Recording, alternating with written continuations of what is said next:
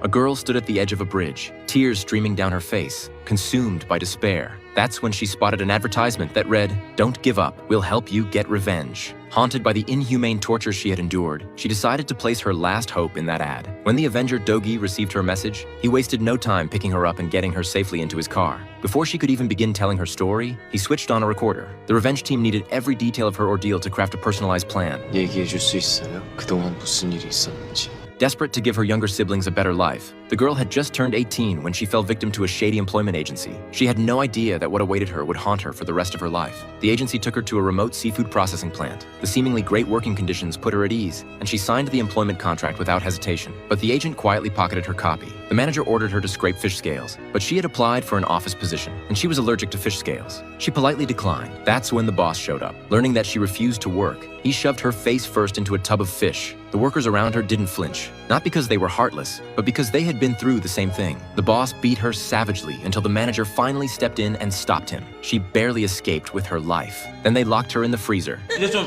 밖에 나가서 일 좀 할래?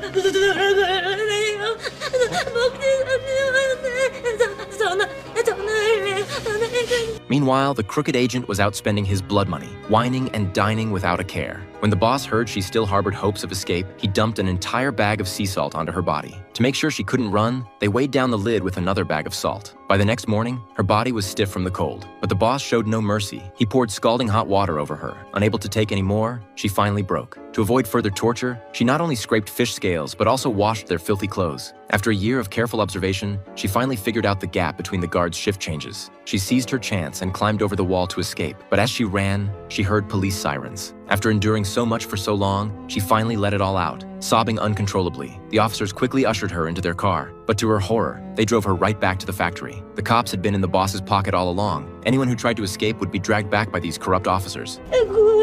싫어, 안 구해줄 거야. 내가 너 왜 구해줘? 너 다음에 또 나오면 혼나. Crushed by it all, she collapsed from illness. But the manager wasn't about to lose his free labor, so he sent her to the hospital. This gave her another chance to run. While her guard dozed off, she slipped away. But when she saw a police car this time, she hid. After everything she had been through, she couldn't trust anyone who seemed kind. That's how she ended up on that bridge, lost in despair. And that's where she met the Avenger, Dogi. Once the team learned what she had suffered, they devised a meticulous revenge plan, determined to make everyone who had hurt her pay dearly.